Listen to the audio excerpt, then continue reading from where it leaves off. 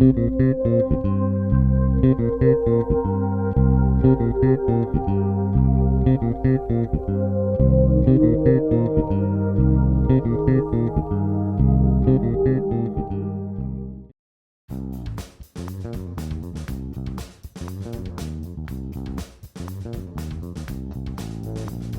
Doug Boyd, Director of the Louis B. Nunn Center for Oral History at the University of Kentucky Libraries. This is a quick introduction to the OHMS indexing module. For a more in-depth exploration of indexing and the philosophy behind it, check out some of our guides and watch some of our more detailed videos on OHMS indexing. OHMS is designed to give your users an easy-to-use, intuitive online experience when they work with oral history. Using OHMS for oral history empowers your users to more effectively and efficiently discover information within the oral history interview and collections by connecting them from a search result in a transcript or an OHMS index to the corresponding moment in the audio or video. Transcripts are awesome for the discovery of information in an oral history interview, but in certain cases, indexing can be a better option. For example, someone can talk about living under segregation for 3 hours in an interview and never once mention the word segregation. A simple keyword search would fail. The user would have to guess related terms. In an OHMS index, the title of your segment can simply tell the user, this segment is about segregation and civil rights.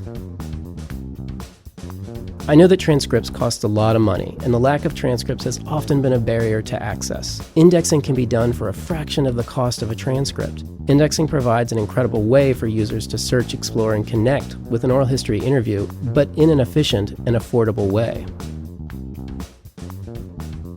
Indexing is easy. As you listen to an interview, you can tag the important moments. With each segment that you create, you can include a ton of searchable text, a title, a partial transcript of the segment, a summary of the segment, keywords and subjects. You can also include a hyperlink to, say, a related photograph, or you can include GPS coordinates, which will show your users related locations on a map while the oral history interview continues. A timestamp marks the precise moment within an interview at which a segment begins. To create a timestamp, locate the desired moment within the interview and click the Tag Now button. Main thing to me, whether it's best or not is good, I want wild turkey to be the same today, tomorrow, 8 years from now, 10 years. When you buy a bottle of wild turkey, we want it to be the same. I don't want to go out here and buy food, take one day it tastes one way and the next day taste another way. I want ours to taste the same day in, day out. When you press Tag Now, the indexing module appears. This screen includes player controls as well as the segment metadata fields. It's important to tag the specific second in an interview that represents the moment where you want the user to begin. Often that's the beginning of a new question or a major subject change. Remember, when you click the Tag Now button, it's often too late. You've already heard what you wanted to tag. OHMS helps you drop back to the precise moment you want to tag so that you can then update the timestamp. What size shirt do you wear? Had a little more hair when I started. Appreciate your time. Thank you very much for coming out and being with us today. Could we ask a couple more questions?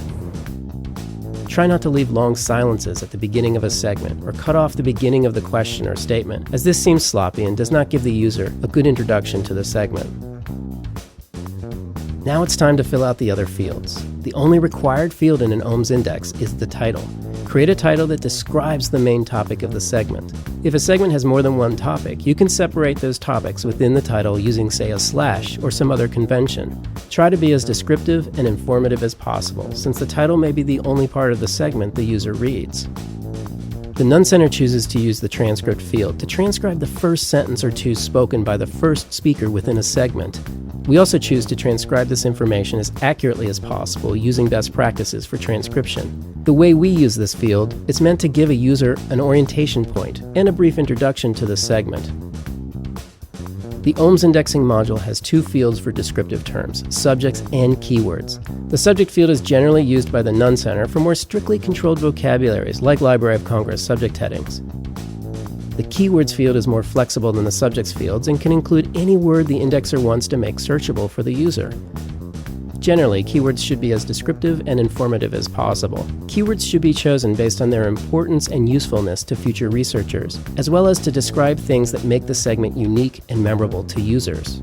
Using OHMS, you can upload any thesaurus of terms that you want suggested to the indexers when they're using both the subjects and keywords fields. This can be incredibly useful for consistency of indexing.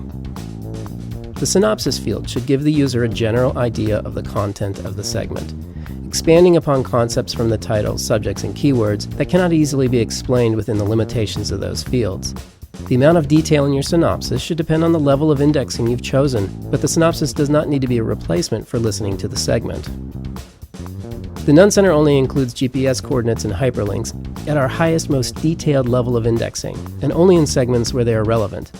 GPS coordinates are generally used only for locations that are a main topic within the segment. Hyperlinks should lead to pictures, videos, or specific websites with information pertaining to the topic of the segment. You generally don't want to lead your users to a generic website that requires them to then search again for relevant information.